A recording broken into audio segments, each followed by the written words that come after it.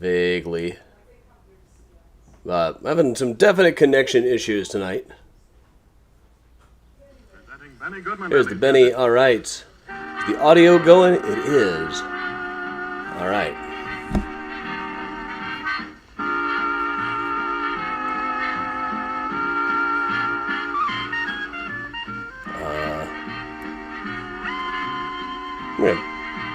There we are then. Oh, crap. It's doing this thing, too.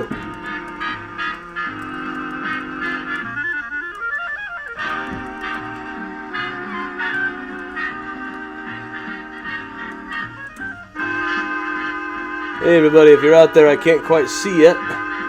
They're making me do these hardcore captchas that they've got. It's like that tiny corner count as the motorcycle still. Or are we good here? Benny's a little loud. No, come on. I clicked everything that is a bus. An even more towered band who purveys assorted rhythms, all danceable, in the urban room of the Congress Hotel in Chicago. And first of all, one of Irving Berlin's greatest hits, Blue Skies. Round 4 of the click everything that is a motorcycle. Does that include the mirror? Does it include the guy on the motorcycle? If it's just his helmet? Oh, round 5. You're killing me. You're killing me, I tell you. Round 6. Click everything that's a motorcycle. Done.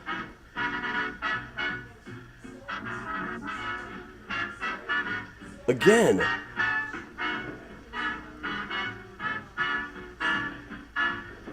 Clicking motorcycles. I have no idea if anybody's watching or what. Okay, now I'm doing cars at least. That's an upgrade. That's a car, that's a car. There's a car, there's a car, there's a car. Hey! I made it through this draconian amount of stuff. There we are. Hey, John. Now we're moving.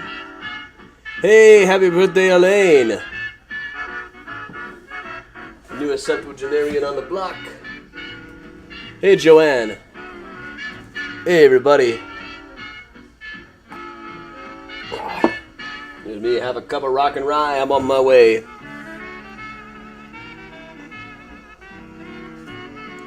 Click everyone who is Jack the... True, it's funny because it's true. Hey, Georgia. Hey, Megan.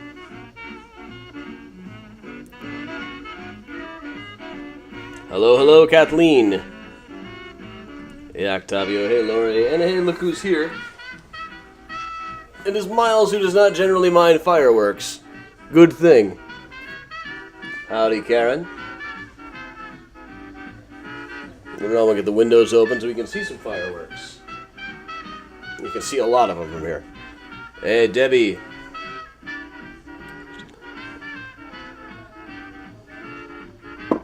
We're kind of freewheeling through the New York cemetery stuff today. Okay, so that is correct. I've stopped arguing with people I suspect might be robots. Hey, April. There's a guy who's not a robot. Yeah. Nice, Megan. Yeah, I'm not all dressed up for tonight. We're doing this very casual-like today. Hey, good evening, Kristen. And hey, Susan. We'll see if the neighbors want to come say hi in a second here. Hey, Jan. Anybody I might have missed while I was trying to go through the million captchas to get on here? Hey, Gloria. G-L-O-R-I-A. Bob. Hey, Mom. Hey, Cassidy. Hey, Christy. Hey, Luca. Let's see if everybody wants to say hi from out over here.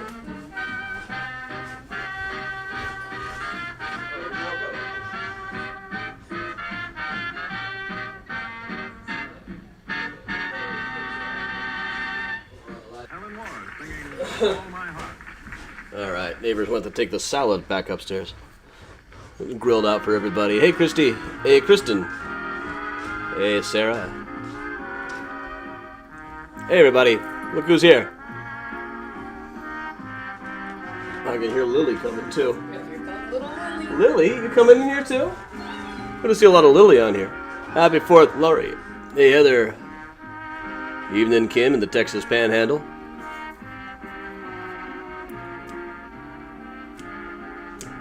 I had a good 4th. I cooked for the neighbors. Went and hung out with my friend Mike a while. Oh yeah, here comes Lily. Lily is not often seen on here. Okay. She And wants it's to get not, down. It's not one to be seen today either. Okay. You never hear her meow like that. She's normally very quiet, this cat. And we just had the neighbors down, so Priya will likely not be seen. Hey, Luca.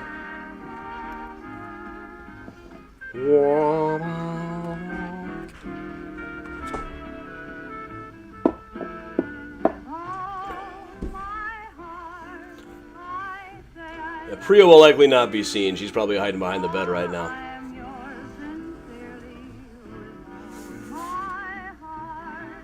Well, they got some new places to sit now. I just redid the window seat, so it's just carpet on there instead of misshapen pillows. And added some carpeting to the high shelves that they like to get up on. Ben, we're going to do some New York Cemetery stuff. There's some Revolutionary War stuff there, appropriate for the day.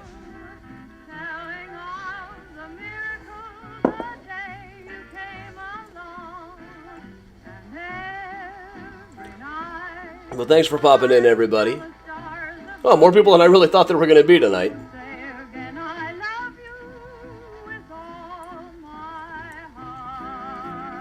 What happens if I push this? Oh, okay.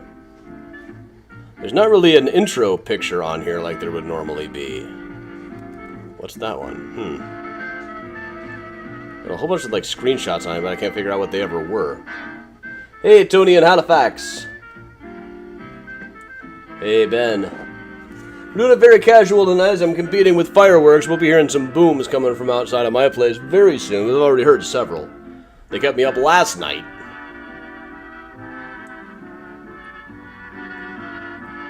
This is a bring your own chairs and sparklers, too. Folding chairs, bring a cooler. Have some Pepsi. Benny Goodman goes way back and gets a lot of rhythm out of Walk, Jenny Walk. Hey, Beth. Benny Goodman and his orchestra. Good night for a walk. Capital 4th, Rhapsody in Blue. Oh, that sounds fantastic, Jan. You just can't beat the Rhapsody in Blue. Made flavored bubbly water, yeah. The blueberry lemonade. They make a good blueberry lemonade water at Trader Joe's. Hey, Gwendolyn.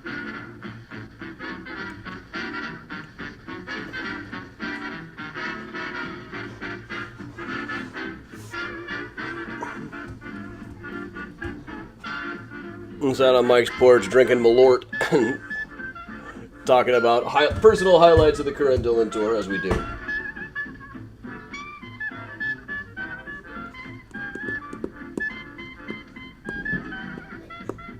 I don't know if you guys can hear those fireworks going. They're going. Hey, Kathleen in Philadelphia. Welcome along. We'll let Benny do another tune here. I got off to kind of a late start. We've been having weird connection issues. I'll warn you that now. Hey, Steve. And hi, Twister. Welcome to Mysterious Chicago, Twister the Cat.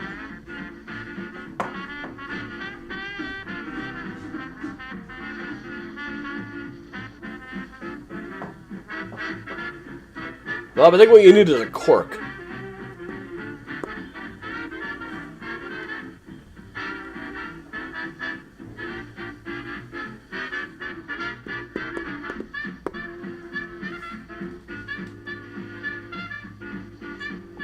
Hey, Heidi. Miles, that's not a cat toy. That's for me. That's I did this on Whiskey and a Cookie the other day. I've just been using these. I use these juggling balls as more of a fidget spinner than anything else. They're just, stimming. It's a way to zone out. And they all loved it. That's about as good as I get right there. Played by Benny Hey, Goodman. Heather. And now another one just in the same vein, Rosetta.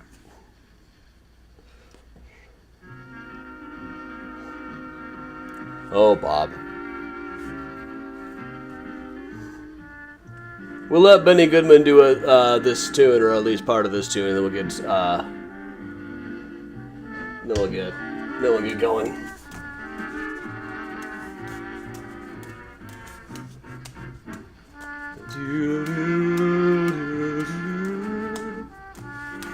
But I am going to try going under the leg. I'll most likely make a mess of this. Oh! Only to blow it at the end. It's like when you beat the master on Kung Fu, but then the guys behind him get you before you go on to the next level. The mini-boss. We called him the master when I was a kid. We also called levels boards. Hey, Kathy. Alright. Hey, Henry's out there! Happy 4th, Henry. I'll see you tomorrow. Henry is like a rolling Spock in the chat. He's one of my Dylan buddies. Tomorrow I'll be meeting with him to spend an hour and a half talking about the song Lenny Bruce. Now, Henry, I had the Atari version of that game. Alright, we are here for a mini-tour. Let's knock off the Benny Goodman, coming to you from the Joseph Urban Room in the Congress Hotel in downtown Chicago. But speaking of, I might as well show... This is still a work in progress, but this, I'll just show you what they're going to look like for Mystericon 24. Mystericon 24, September 27th. Still working on all these details. Are we really going to be in the Joseph Urban Room live? I hope so. Still waiting on confirmation. Also, the boat just will not get back to me.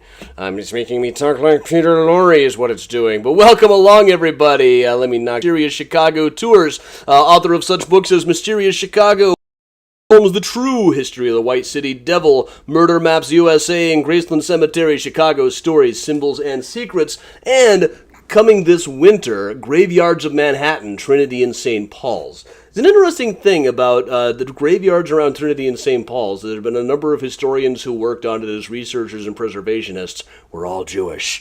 That Christian churchyard would not even be there if it weren't for the work of Miriam Silverman in the 1980s.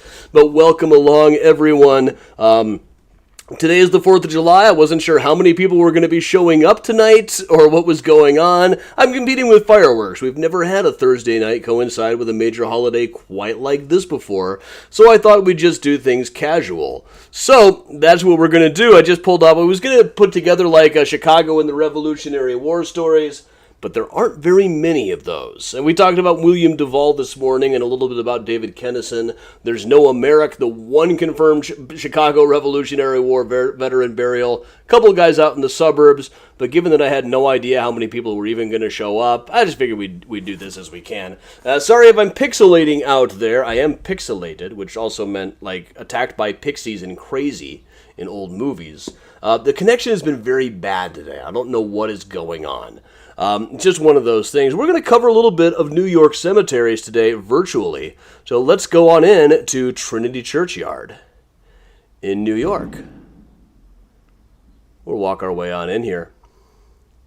Past this dude. So Trinity, as it appears today, was built in the 1840s over the course of several years. But initially, this goes all the way back. Well, this part of the graveyard predates the church. It goes back to the 1600s. The church came up around the turn of the century, the turn of the 1700s. But this burial ground was already in place, and right around here, there is a Revolutionary War guy, a guy who signed the Declaration of Independence. And I'll see if I've got more about him later on in here. But exactly how many people are buried here at Trinity Church, nobody is entirely sure. You can go on the other side, you can see a wall. Just look at how high up we are from around the back.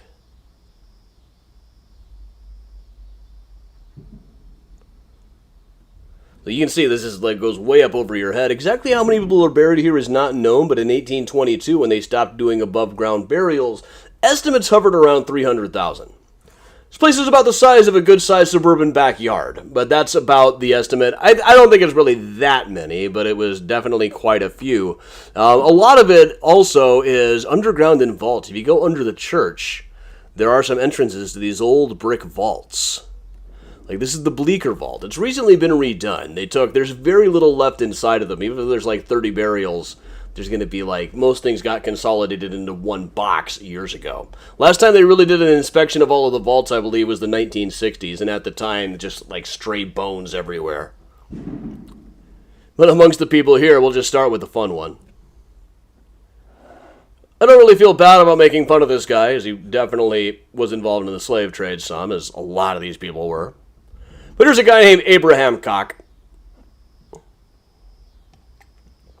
I'll just take a little bit of a drink here. We'll go check out one of my very favorites.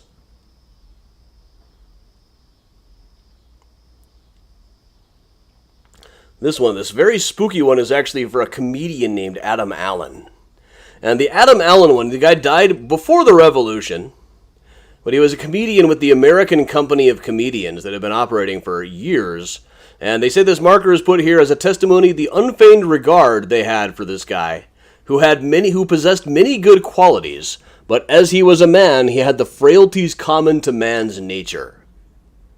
And you can see this also, you can see by the discoloration here. For a long time, this one was half buried before various restorations. So for a long time, people walking by there would have just seen as a testimony of their unfeigned regard. And not see the part below saying, he had many good qualities, but as he was a man, he had the frailties common to man's nature. Which, we don't really know exactly what they're referring to with Adam Allen, the comedian. We can look at like cast lists of what he was in and see that he tended to play like broad comedy roles, for the most part. We also know that he went bankrupt in the UK, that's why he ended up over here. Like he appeared in a show called Miss in Her Teens, Who Will Betray You for the Daring Young Man on the Flying Trapeze, for sure. And The Stagecoach. That's about it. We can only really guess, other than the bankruptcies, what kind of shenanigans he must have gotten into that would lead him to write his frailties into his gravestone. But best guess is, dude was a hoe. And we'll move on from here. Let's see, what do we got? I didn't really check into all these. I don't remember all of them perfectly well. This is Mr. Watts, who was the only guy who was employed by both the royal government and the colonial government. He was the last royal recorder of New York, and then he worked in the United States government after the Revolution. But he's actually not buried right where his statue is. He's in a vault, like, way in the back of this. And that just kind of happens sometimes. Where's one of your bigger attractions? We'll move over a bit here. From all the way back in the early 1800s. This is Alexander Hamilton. And there's a lot of things he hasn't done. And now he won't do them.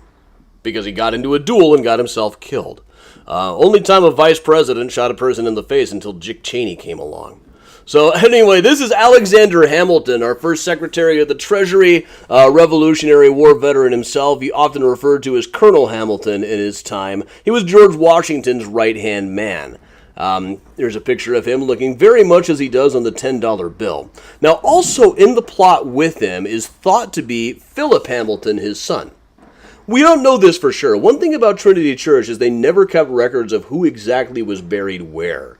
A lot of these markers are not really likely to be in the right place. There are things that have been moved around. Now and then I'll find references to one monument being on completely the other side of the graveyard. And in any case, after about 7 years, most of the time there wouldn't have been much left to move. Now, Philip Hamilton, Alexander's son, was kind of a wild child, got into a fight at a theater one day. He and his friend Stephen Price were at the Park Theater, which Stephen would later own. But they started harassing a guy by the name of George Eaker, who had made a speech a few months before, a 4th of July speech, like today. And let's just pause for a second. Let's the year 1800. This was a guy who was 2 years old at the time of the Revolution giving a speech for Independence Day. It must have been fairly jarring. I got to imagine most of the people making 4th of July speeches in those days were probably just old Revolutionary War veterans. This guy was a kid. But it was a big speech in support of Thomas Jefferson and going against the Federalists, which Hamilton was a member of, and even have a couple of veiled references to Hamilton's policies as being bad policies. It wasn't really that bad. It was a good enough speech that it got printed as a pamphlet. It took me a minute to find it, but I was able to read through the thing, and it's really not really that bad. There's some very good lines, actually, about how responding to Hamilton and his cohorts and the Federalists were always accusing Thomas Jefferson of being too much of an atheist, of not being religious enough. And Eaker's speech said, yeah, well, so what? You see what happened over in Europe when they let the church run things. So the story went that when Philip and Stephen Price were sitting behind George Eaker, they were harassing him about the speech. I don't really think that's true. I think they were just being brats in the theater, honestly. But eventually, Eaker challenged both of them to a duel, which he and Stephen shot at each other and nothing happened. They considered the matter closed, but then Philip was killed and is buried somewhere at Trinity Church. There's a little sign, the one right below me, notes that they don't really know where he's buried. There are a couple of references in the 1800s in newspaper articles saying that he's under the monument with his father, but they're never written by anybody who would really be in a position to know. Just in a position to guess, really. I'd say he's as likely to be there as he is anywhere else, but we don't actually know. In any case, Alexander himself apparently started making references to Aaron Burr that Aaron Burr found untoward. And most likely, the rumor has been for a long time that he was suggesting that Aaron Burr and his daughter Theodosia had too close of a relationship. He might have also been referencing the fact that the year Theodosia was born, Aaron Burr's servant also had a baby. And the year his wife Theodosia was sick and dying, that servant again had a baby, which Burr had a lot of kids, honestly. And he was kind of an easy mark. If anybody said he was the father of their kid, he'd usually go along with it, and probably with good reason. We're still finding out a lot of things about Aaron Burr right up to this day. In any case, he was upset. He'd been mad already because James Cheatham, a publisher of a newspaper, just would publish the nastiest things about Burr, even worse than what he was actually doing. And apparently Burr said, yeah, there's something even worse than that about him. And they ended up writing letters and letters back and forth to each other until finally there was a duel in which Hamilton was famously killed. And so hence here he is. Gouverneur Morris gave the oration. A couple of years later, the monument was added. It's been restored many times since then. You can see they've got like caution tape around it from a recent cleaning. And right in front of him is Eliza, his wife, Eliza Hamilton. There's also this one right over here that I've been able to identify. That one of the most famous ones for years was a marker that just said, "My mother." And that was it. People wrote whole poems about this one tomb that just said "My Mother" on it. Every article about Trinity talked about the "My Mother" grave. But as of about the 20th century, it had faded too much for anybody to be able to know which one it was. And I wrote them a couple of times when I was first researching the book saying, hey, do you know which one this was? And they didn't. But I found enough references to it that I was able to kind of triangulate. It was almost certainly this one. But here's the thing. There are a lot of graves in this cemetery that they don't even know who was ever in there. And a lot of other questions as well, like over on the other side. They have got Angelica, Eliza, and not Peggy. Hey, Pat. Welcome, everybody. But over here in the Livingston Vault, rumor has it that Angelica is here. The sign says that she is. They really have no idea where exactly Angelica Schuyler is buried. She had a connection to the Livingston family, so there's some thought that she might be in the Livingston vault, but there's really no record one way or the other. I know that when they moved this whole vault in the 1960s, there was like, they compiled a list of all the coffin plates that they found. You know, everything had rotted away except for the plates. But there was none of them that said Angelica. So she might be there. She might not be there. We're never really going to know. And in fact, same goes over on the other side here. We're talking Revolutionary War stuff today, so we might just talk about Hercules Mulligan. When I get knocked down, he gets the back up again. Except for the time when he died. He did not get back up then. Now, Hercules Mulligan was a tailor in New York, Hamilton's roommate briefly. By some accounts, he's the guy who got Hamilton into the revolutionary cause. There's a lot of weird stuff about him online, saying that he was the enslaver of a guy named Cato Howe. If you really trace it back, there's like some reference to him sending a messenger via a black servant. Like years later, there's a thing saying tradition says it was a man named Cato. Suddenly, this is just kind of gotten out of control. But he was a tailor who, at least according to his stories, would occasionally send messages over to George Washington. So he was kind of a spy on the inside. The British wouldn't let him leave New York. But they also made his tailor shop into something of a hangout, so he would overhear sensitive information. And again, this being spy work, it was not that well documented. It's very difficult to know how much of this is true and how many of these things are really just Hercules Mulligan's old man stories. But the story goes that when the Declaration of Independence was first announced, he led the charge and broke the lock on the Bowling Green Park to tear down the statue of King George. But here's the other thing is, he's not in this vault. This is the Whaley Mulligan vault. It is his family. According to his family, though, he was buried in his wife's family vault, which is underneath the church. According to the records of the church, he is buried in a whole other cemetery in St. John's Burial Ground, which is now underneath a park over kind of by Taylor Swift's house on Cornelia Street, where she'll never walk again now that she's broken up with Joe. But a lot of mysteries at this place. It's almost like they don't know where anybody is. Now, this guy, actually, we do know where Fulton is. He is in the vault that Angelica Schuyler is said to be in over on the other side of the graveyard. But Robert Fulton, there's probably a Fulton Street in your town, or a Fulton County in your state. Maybe you even live in Fulton County. There are Fultons everywhere you go, almost all of them named after Robert Fulton, who was an inventor. He invented the first practical steamship, and this just blew people away. When he first launched on the New York docks to sail up to sail down the river, a trip that would normally take about 5 days, not one person in 10 thought he was ever even going to make it there, let alone that he would get there in like 24 hours. And completely, there are only a handful of inventions that really completely changed the course of the world noticeably. One of those was the steamship. It ushered in an entirely new age. And yet he never really managed to make much money off of the whole thing. Now, he was married for a while to Harriet, who was way younger than he was. But they both had a joint love of portrait painting on the side. They met through that and through their varied acquaintances. She had previously been married to George Eaker, the guy who killed Philip Hamilton in a duel, right over there. But Eaker got sick and died just a couple of years later. She is also buried in upstate New York someplace, not in Manhattan. But Fulton was connected to the Livingstons. Harriet was a Livingston. So he is in the vault over on the other side. Supposedly with Angelica Schuyler, but nobody really knows. Once again. What else have I got over here? You guys hearing all these fireworks out behind me? That one's too small to read on the television set. Let's zip in on over here. Can you hear all of these fireworks going off? It's a lot of them. This is the grave of a fictional character. I love this.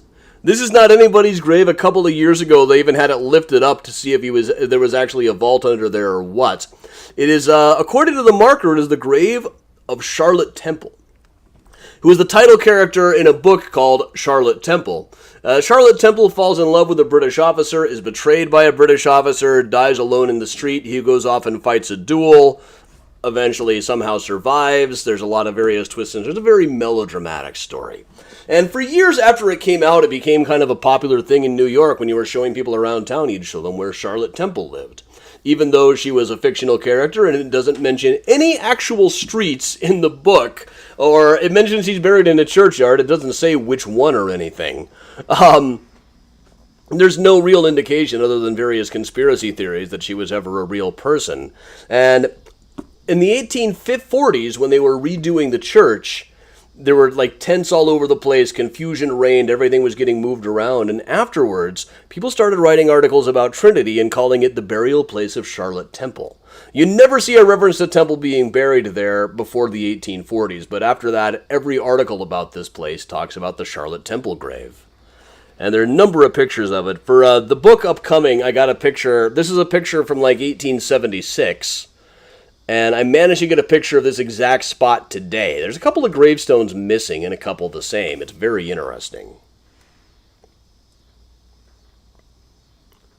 But just a couple of years ago, they even went so far as to lift this up. It is generally thought today that the gravestone was added as a prank. It's like some leftover material from the church. It's the same kind of stone used for Richard Upjohn's design for the church. Most likely it was some bored worker decided to carve the name Charlotte Temple onto there as a prank. And 175 years later, we are still talking about it. That... Guten Pranken, guys. Let's check out this one, too. I love this one.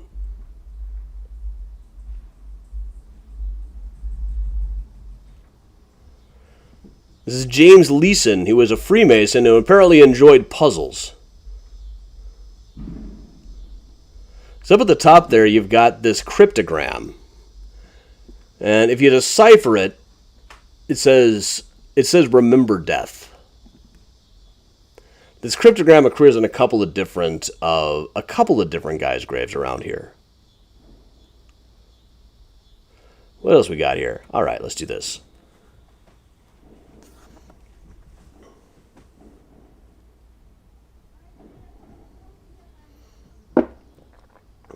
Hey, here we have got James Lawrence. This is the second monument to James Lawrence. There was a whole other one that just looked like a pillar for years and I think was clear on the other side. It's not really clear whether there is a vault down here or where exactly he's buried. If he's inside of this thing or what. When his wife died like 50 years after he did, she was apparently buried in the vicinity. But again, records are just not very clear. But this is a monument to James Lawrence, who famously was in the Navy during the War of 1812, and in the battle with the USS Chesapeake shouted, "Don't give up the ship." Shortly before they gave up the ship. This was a really stupid battle, captained by a really stupid guy, frankly. I got nothing good to say about Captain Lawrence. There was an anecdote about him like walking into newspaper offices trying to get a duel going. And then during the War of 1812, he got a challenge for like a ship's duel from the captain of a British ship, the Peacock. And this is all a formal. We will meet and try our colors one against the other. So he told all of his men, we will have blood for supper tonight. And this was a new crew on a new ship. They didn't know each other, they didn't know the ship, they didn't know the captain. It was about the same size as the British ship, but the British ship was a well-oiled machine by then. The battle took about 10 minutes, and Captain Lawrence was killed. Now, one of the last things he said was, "Don't give up the ship." But shortly thereafter, before he died, he said, no, burn it. But it was too late by then. They had already given up the ship. Though for his part, the captain of the British ship got a sword to the head, being part of the boarding party, that left his brain exposed. People could see his like pulsating brain sitting there. And he miraculously survived, but he was never in any kind of shape to captain a ship again. But "don't give up the ship" remains a catchphrase to this day. They just kind of spun it as propaganda. It was a really stupid battle that never ever should have happened. Also, right near here is the vault of Lord Cornbury. This is sometimes said to be a portrait of Lord Cornbury, who was one of the royal governors of the area and rumored to be very much into dressing up in his wife's clothes. I'll just kind of leave that there. Entire sermons about him don't necessarily back this up, but there are quite a lot of things that do back it up. There are letters from people back to the crown saying, you know what he does? It can get a little weird. Well, let's move over to another churchyard for a bit.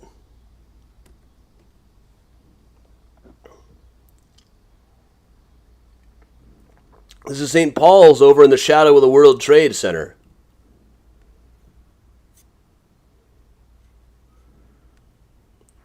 We'll walk right in here. And from here we'll move on.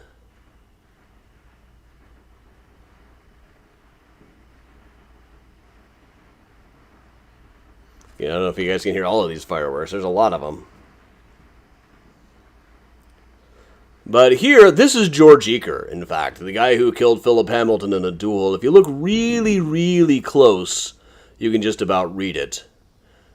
And this is, how mature. This is something that just drives me nuts about these guys, is they were all super in to shooting at each other like this.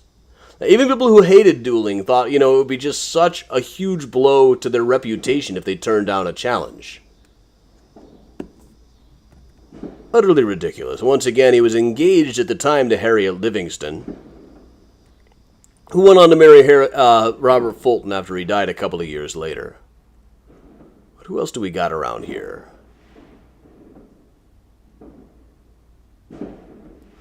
Not as many in here as I thought. Let's move up to Trinity Uptown, in fact. We haven't covered much of Trinity Uptown. This is their Uptown Cemetery.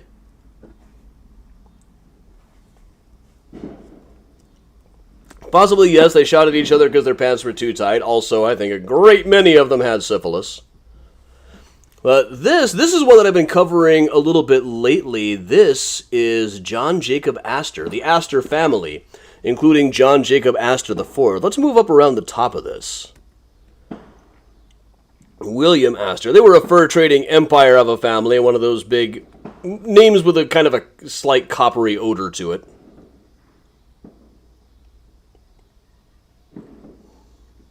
Jeff, I can see the logic there.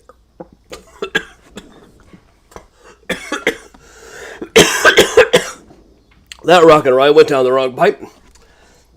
But this is the Astor family, and among those there is a guy whose body actually was recovered from the Titanic, John Jacob Astor IV, shown here with his wife Miranda, who was about 30 years younger than he was.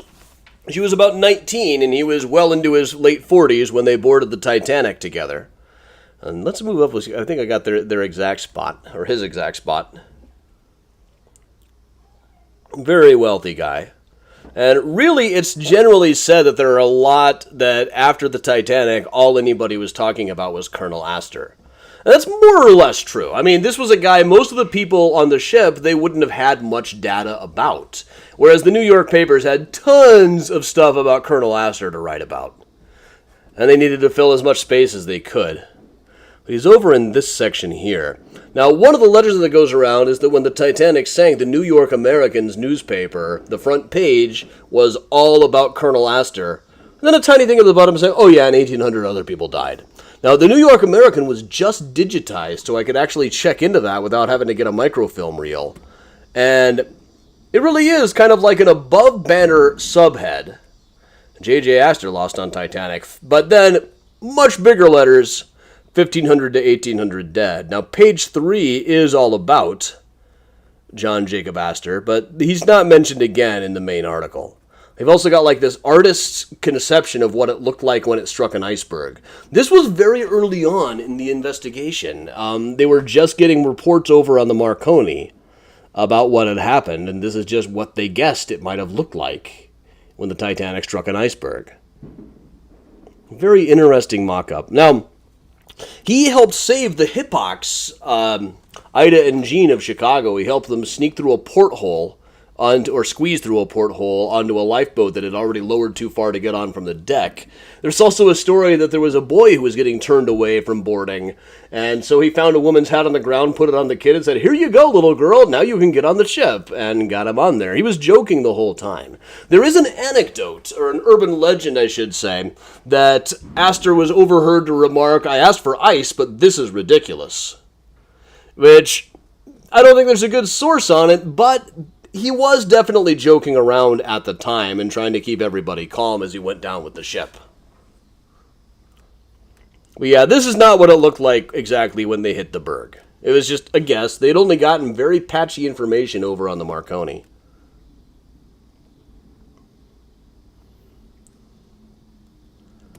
Let's move up a little bit. Over on the edge of the road here at Harlan 357, sex work is work, says the graffiti. Here's somebody who knew all about that. Among these vaults, Eliza Jumel. It's generally said, in America, you can go from being born in a brothel to rising up to the top of the social ladder. The only person who may have actually done that was a woman by the name of Eliza Jumel, who married rich, was literally raised in a brothel, married very rich, and eventually may or may not have had an affair with Napoleon, More likely, I think she just kind of let people go on thinking she'd had an affair with Napoleon and bought some of his personal effects to back it up. But later on, she ended up marrying Aaron Burr. When he was very, very old, she wanted the status, he wanted her money. Didn't last very long. I believe the divorce papers were served by a descendant of Hamilton. But the Maurice Jumel mansion is still standing. And also, I first found out about Madame Jumel when I was going through 1860s newspapers and found this ad for Madame Jumel's Memorial Balm and Patent Breast Elevator to develop the form physiologically. Sold by druggists, agents wanted. Had to look up who this Madame Jumel was, and it turned out to be quite a story. But let's do a little bit of tomb snooping while we're here, shall we? You can see right into this one. We're going tomb snooping. It's mostly just an empty brick vault, but there is an empty brick case over there where the coffin would have been interred. Unlikely you would find anything in there anymore. And let's see, what else have I got in this deck?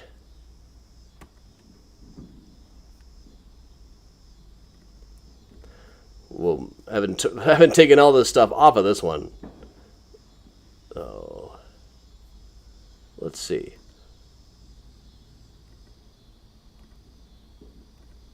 Here's a Chicago bit. This is up at Mount Greenwood in Brooklyn. We'll cover this while I go down and close some bits. Hey, Diane. Welcome along. Wasn't sure how many people were going to be popping in here.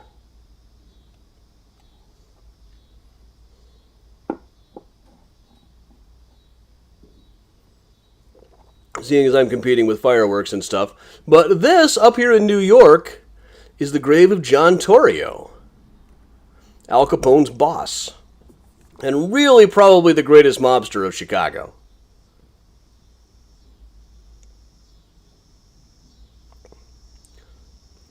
You can see right into there. Notably absent from Mount Carmel Cemetery. It took me a minute to be able to get a good shot. But there he stands.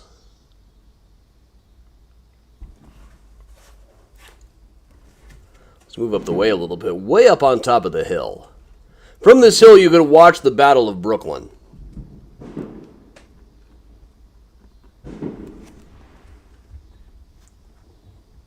During the Revolutionary War. Up on top of the hill here is a statue of Minerva.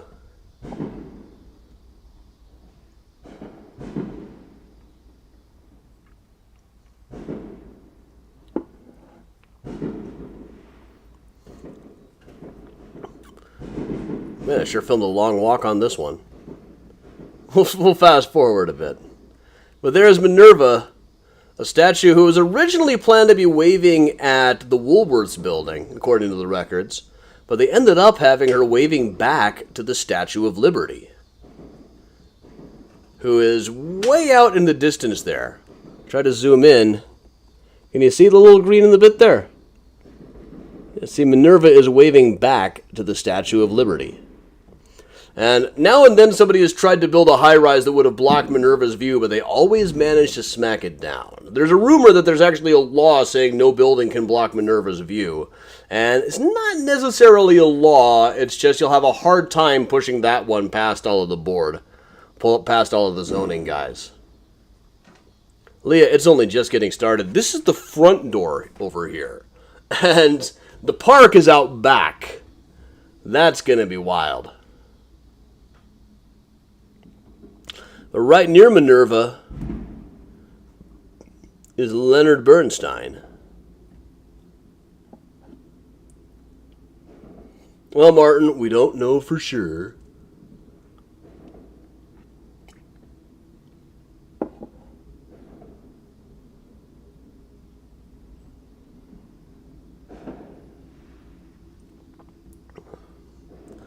So yeah, Leonard Bernstein is right up over here.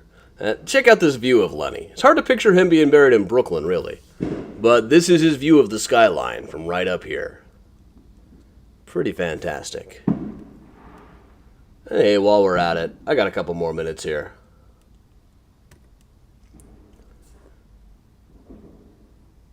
Down here in the Lower East Side, you gotta have to know this is here. But when they stopped doing in-ground burials, there was still a rule that you could be in a stone vault. So a couple of independent companies made up graveyards of their own that were nothing but stone vaults. They were known as marble cemeteries. As you walk through the gate here, and you end up in a space that looks like this, which is just a little park space. But each of these little markers leads down underground are stone vaults. For such people as Aaron Clark, who is up over here, who was known as the Dancing Mayor. Debbie, the fireworks started yesterday. Well, really, the fireworks have started up over the course of the past week or so. Everybody's got to check them out. So this is one of two of the marble cemeteries. Another one is over just around the corner, really, on First. This one had never been on a day when the gates were open.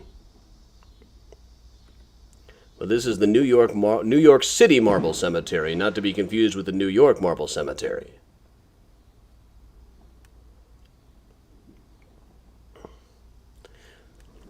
Allen Ginsberg is said to have had an apartment that overlooked some of this place while he was writing some of his most famous poems back in the 50s. This one looks a little bit more like a traditional cemetery, but it's still all underground vaults. The vaults would have looked kind of like this one, which they found in Washington Square just recently. Inside of here, this is kind of what it looks like. If you dig down, you come to a door, and inside of a door, there's a space that looks kind of like this. There's the door open. And on the inside, it's shelves with coffins inside. This specifically was a tomb that once held the body of President James Monroe. James Monroe himself, old founding father figure. But he was interred here initially. He didn't have a whole lot of money, but in 1858, they disinterred him under cover of night to move the body out to Virginia. And when they did, there was an accident in the ship. Now, James Monroe himself had almost had a duel with Alexander Hamilton over one slight or another. Like half the people in these cemeteries almost had a duel with Alexander Hamilton. It's insane how many of these people almost had a duel with either Hamilton or Burr. Monroe managed to avoid it. Burr actually talked them out of having the duel. But when they were moving his body, there was an accident. And one of the sailors was killed, and one of those sailors was a grandson of Alexander Hamilton. Elsewhere in the cemetery, the guy named Preserved Fish. This is Preserved Fish was his name. Local businessman. There was one time he got involved in like a bet over an election that he was going to have to go running naked through the street if he lost, and he did, and he paid it up. This was a big news story. It's like, people really were very, very excited about the opportunity to get to see Preserved Fish's naked ass. And that's all I got to say about that. Well, all right, everybody. That's hastily prepared tour. I didn't even put up like the upcoming ones. The next upcoming one is Sunday at Rose Hill Cemetery. You can go to adamchicago.com and get stuff about that. For now, everybody, we will just kind of hang out for a minute like we always do. So I will get some Benny Goodman back on, and we'll hang out. Happy 4th of July, everybody. You can hear the fireworks starting out there.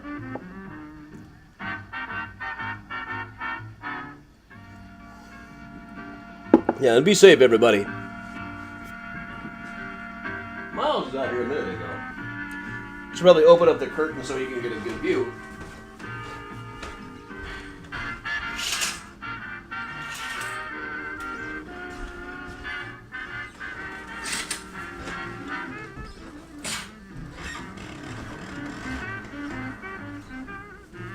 Hey, Kelly, happy 4th to you as well. Thanks, Jeff.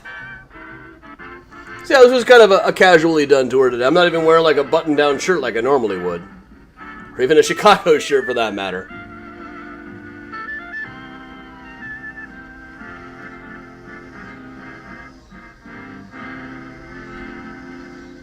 Here my neighbors are back down. I'll see if they want to go come say hi. The Bourbon Room of the Congress Hotel in downtown Chicago. And now, Benny Goodman parades the bugle call right.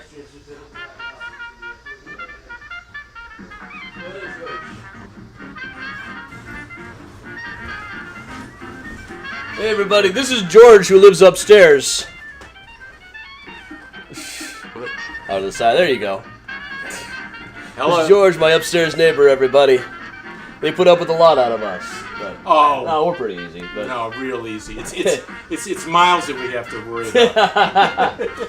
speaking of, he just go running around. Hey Lynn, this is Lynn from upstairs. Let me hop on in. Let me put this down so you can see everybody. Yeah, well, they're all talking over here on this. And online. yeah, this is the view.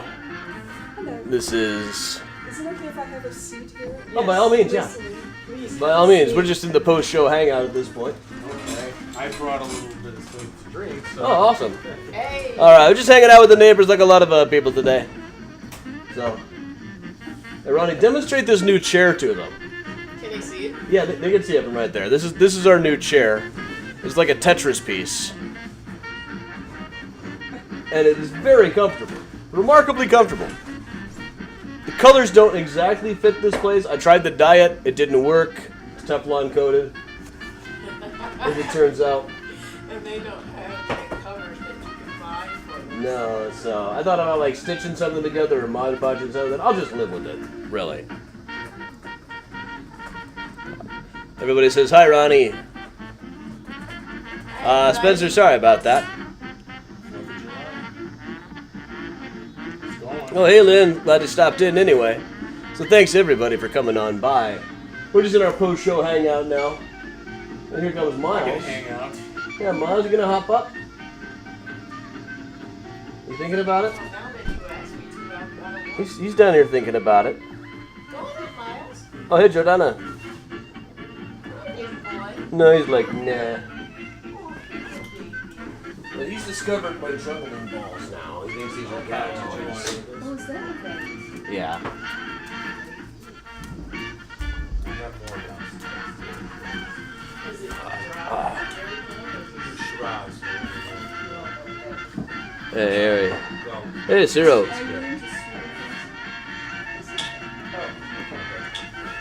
Yeah, so Aiden is off with his dad and his other stepdad right now.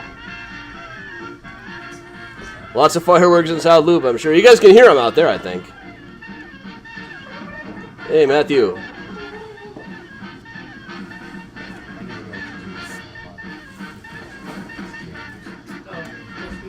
Yeah, Spencer, I didn't even advertise this one. I didn't list it. It's just the usual Thursday thing. I'm amazed so many people showed up tonight. Thank you all so much. That is awesome. Pat, thank you very much. Yes, this does help me keep on going all the time. We will throw these things in or join the Patreon. There's some cool stuff coming up on the Patreon. I found some really cool stuff in the microfilm room on my recent excursions there. Been going there quite a bit. All right, well, one really quick. I'll juggle one more time.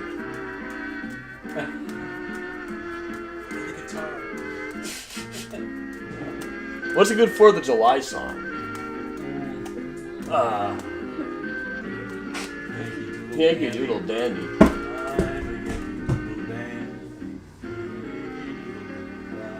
I only know the double version. I'm a Yankee Doodle demon, a really evil kind of guy. heard that one. I made it up. Clever. Well, all right, everybody. Thanks a lot for joining me. I'm Adam from Mysterious Chicago Tours, telling everybody to stay safe and stay strong. And, of course, if you can, stay spooky, everybody. Have a great day. Happy 4th, everybody.